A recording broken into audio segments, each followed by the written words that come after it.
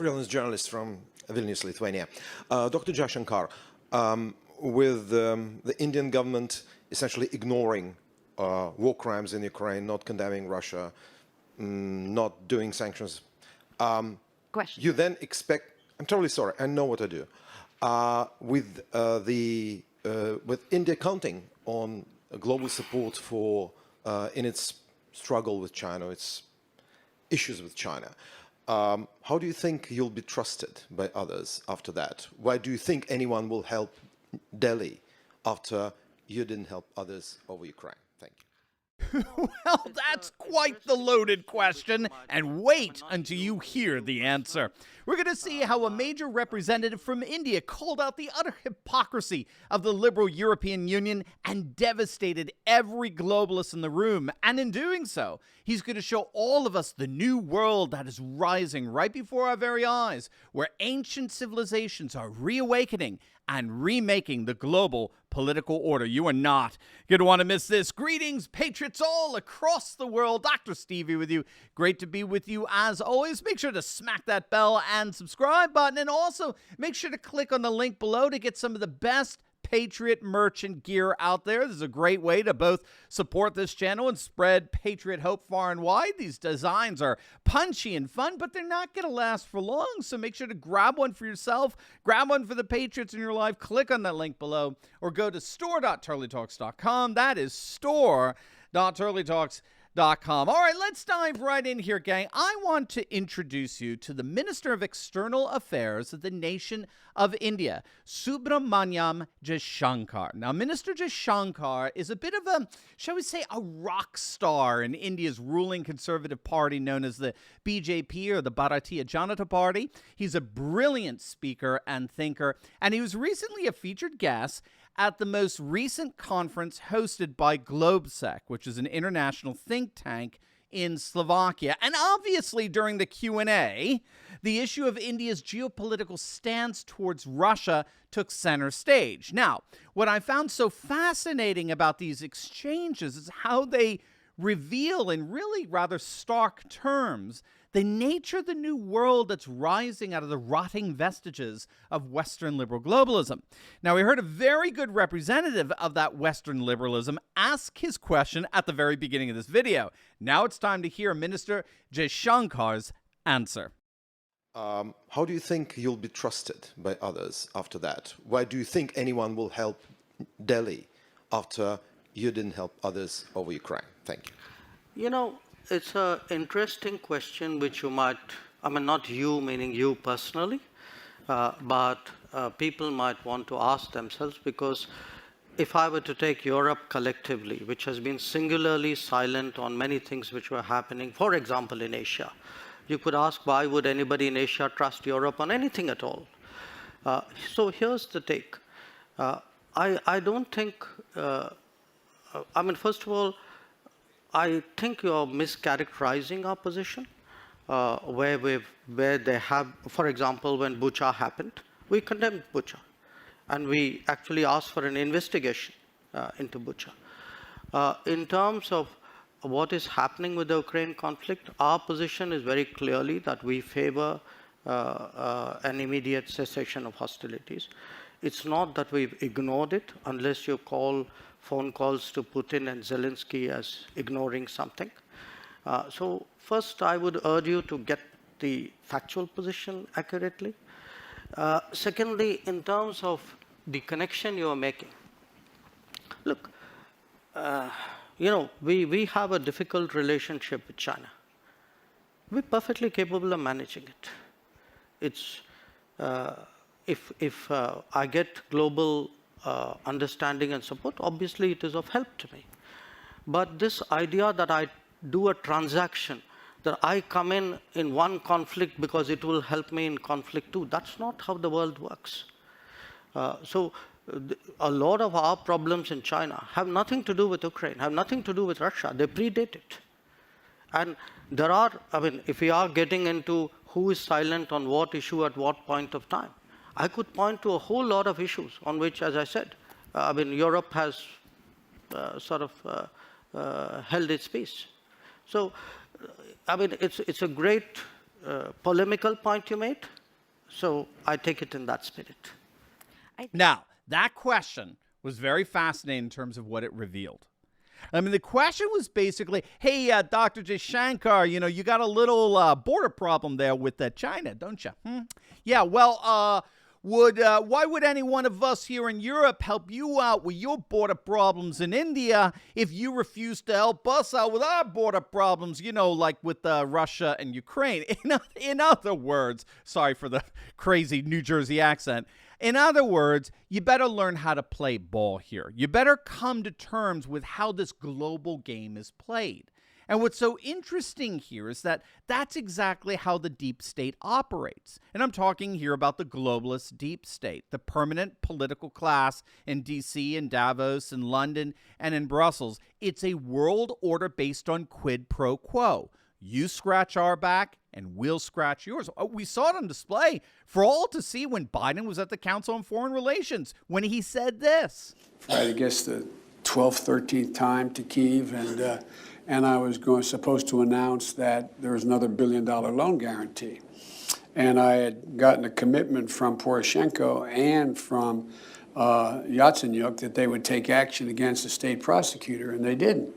So they said they were walking out to press conference. I said, no, I said, I'm not going to, or we're not going to give you the $1 billion. They said, you have no authority. You're not the president. The president said. I said, call him. I said, I'm telling you, you're not getting the $1 billion.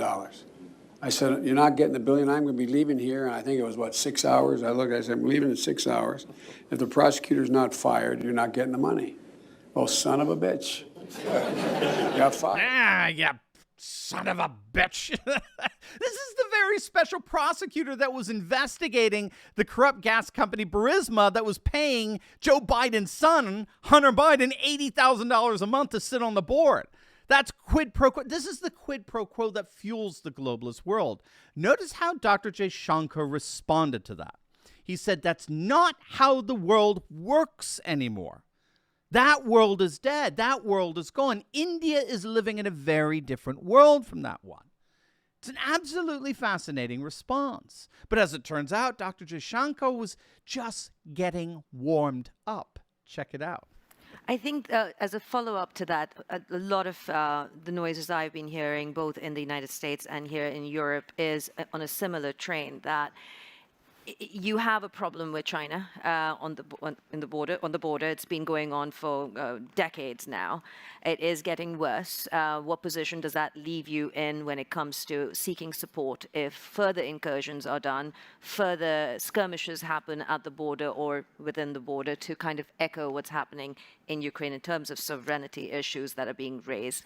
Sorry, do you mind if I interrupt you here? No, please do. But I want to come back to a question, the crux of the question, which I asked a few people in the political circles, in the financial circles. What's your big question? And one of the foremost geopolitical strategists on Wall Street sent me this question for you. Mm-hmm. And the question is simple. If and when the choice comes down to it, not today, not tomorrow, but in the future, and she strongly believes it will, for India, will it become, in terms of support, the US or China? And that will be kind of a defining moment that comes out of the situation that we face with Russia right now. Look,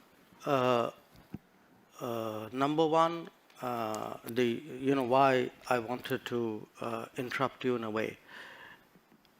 I mean, I'm partly reacting to the previous observation. Somewhere Europe has to grow out of the mindset that Europe's problems are the world's problems. But the world's problems are not Europe's problems. That if it is you, it's yours. If it is me, it's ours.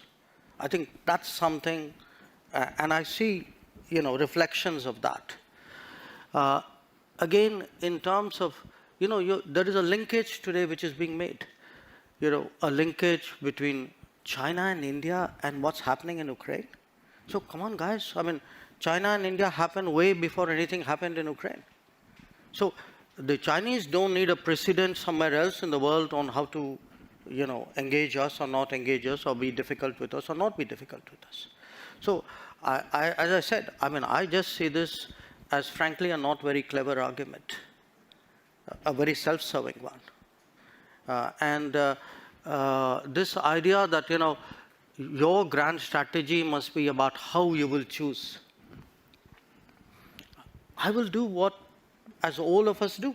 I will weigh the situation, everybody, after all, how do countries eventually make decisions? They Mr. find- Jaishankar, there will always be two axes at this point. I think it's an understood, accepted fact that you have the West, US-led, you have China as the next potential axis. Where does India fit into this? But are you planning to not pick a No, side? I'm sorry. That is exactly where I disagree with you. This is the construct you are trying to impose on me, and I don't accept it.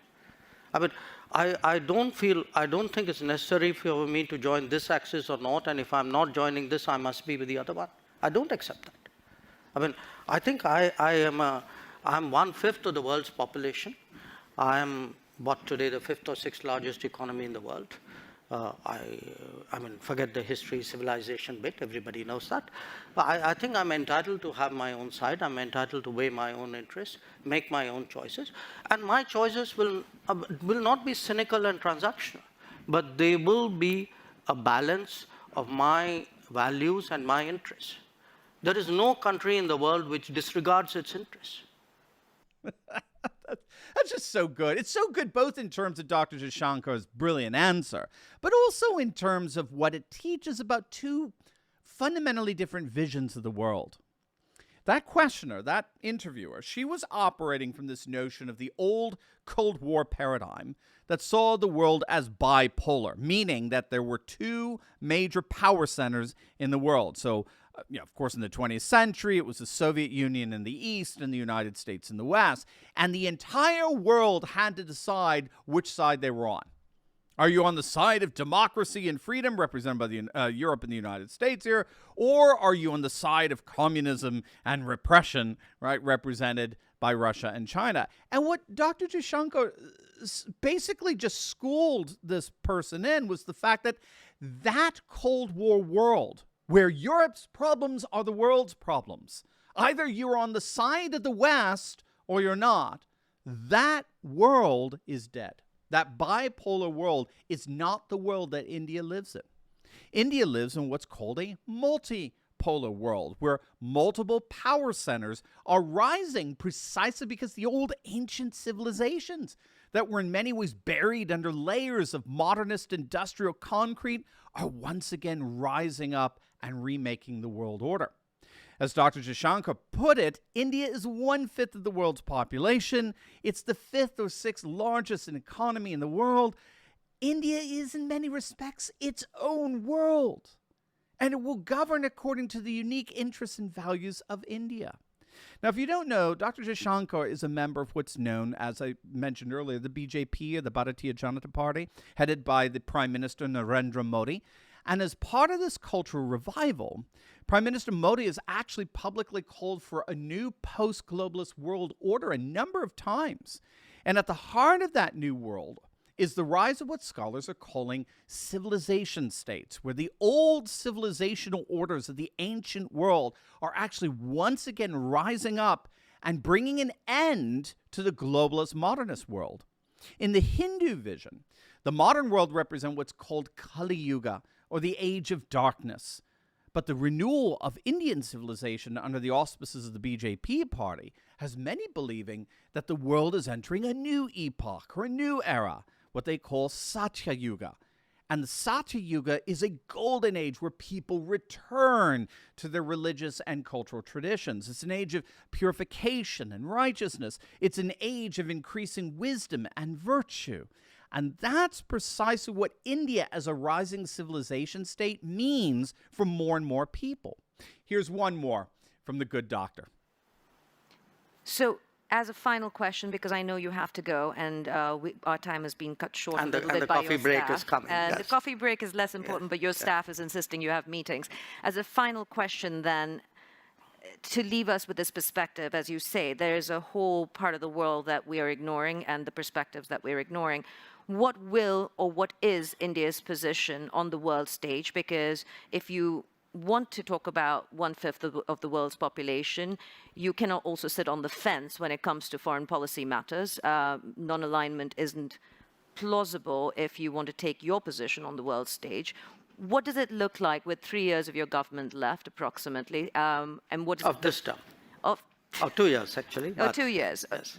Thank you for the correction. Or even in the next decade or so. What is India's position?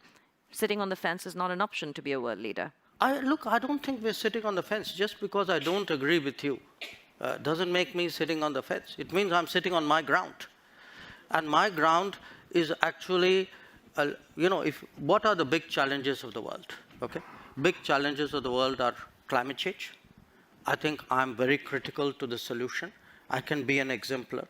I can be actually an arena for an enormous leapfrogging of green technologies. Look at terrorism. Look at the emergence of a world order. Look at security.